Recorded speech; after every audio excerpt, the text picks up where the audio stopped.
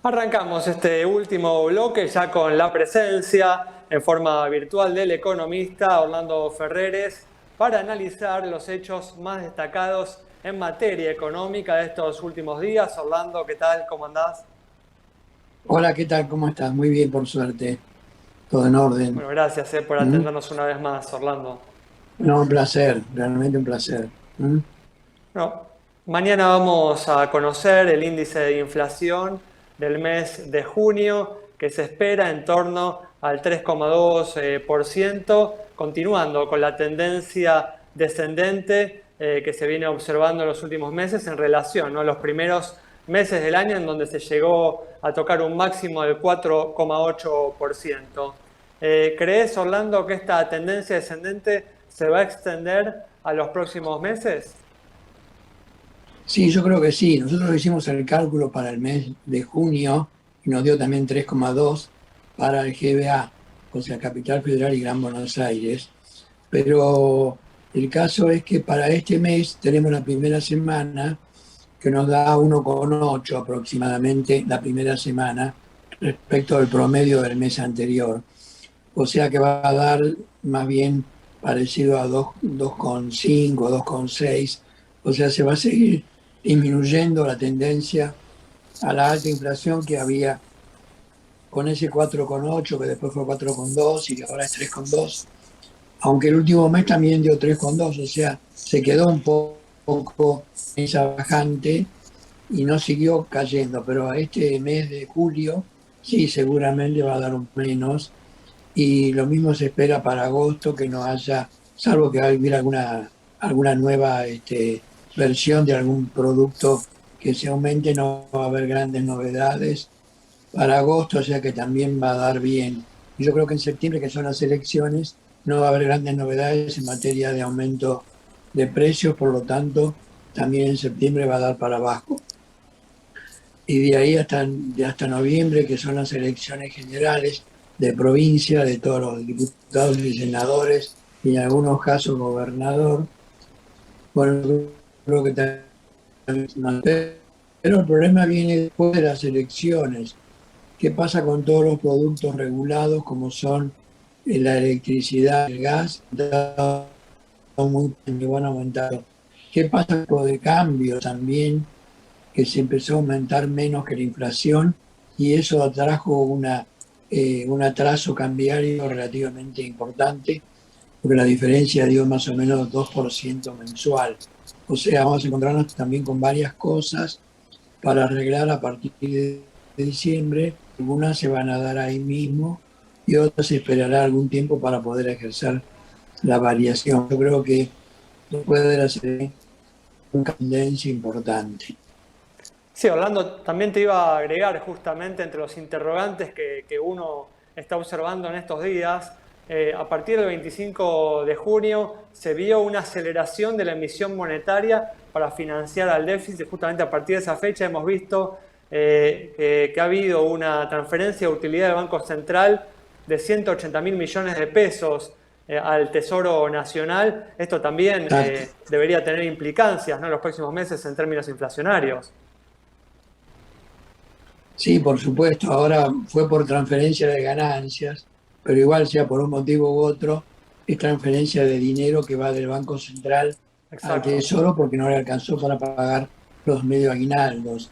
Entonces tuvo que transferir una cantidad que es lógico, cuando hay medio aguinaldo también suele ocurrir que hace falta un apoyo, digamos, del Banco Central, aunque después habría que ver qué pasa en los meses siguientes, porque también va a haber aumento de gasto para las elecciones.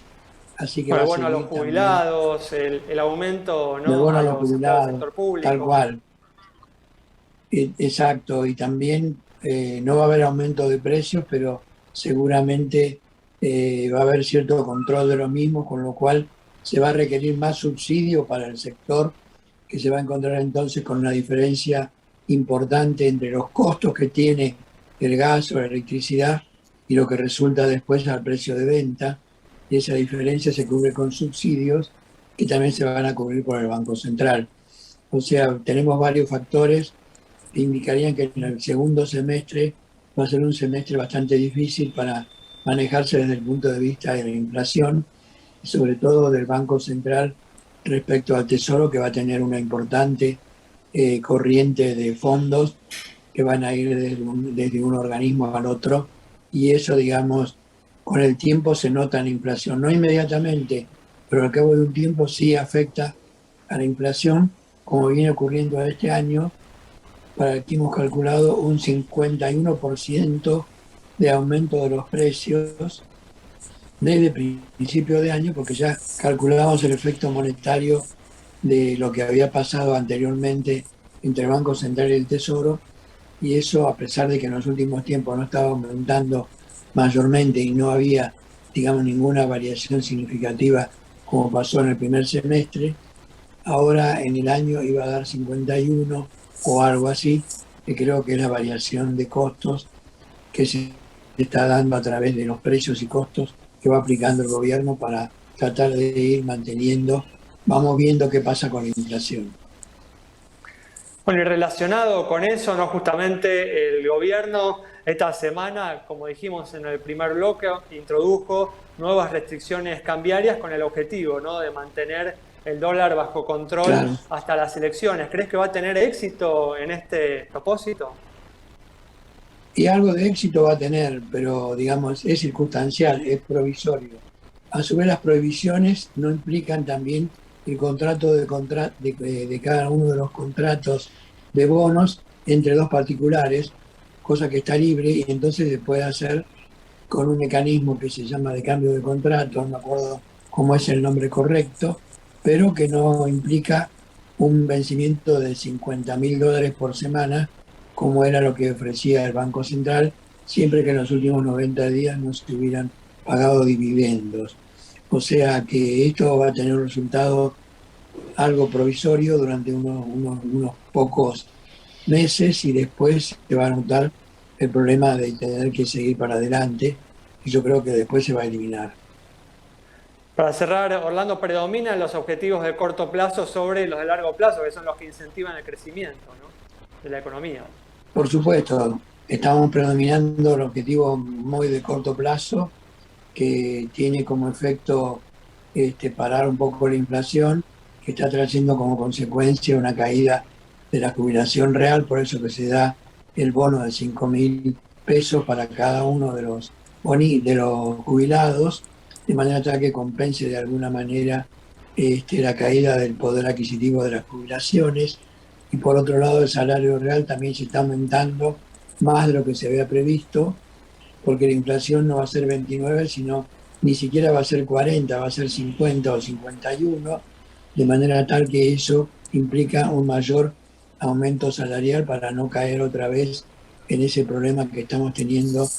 El salario real del 2021 es igual al del 2004. ¿Y eso con qué se relaciona? Con la productividad, o sea, la cantidad de Muy bien. producto bruto dividido por la cantidad de gente que lo produjo. Y eso Muchas es lo que gracias, estamos Orlando. teniendo a un nivel del 2004. Bueno, muchas gracias a ustedes por llamar. Hasta pronto. Nos reencontramos. Cerramos entonces el programa de hoy con el análisis del economista Orlando Ferreres sobre el manejo de la economía en este periodo preelectoral y lo que puede suceder luego de las elecciones. Nos reencontramos el próximo viernes a las 19:30 aquí en Metro.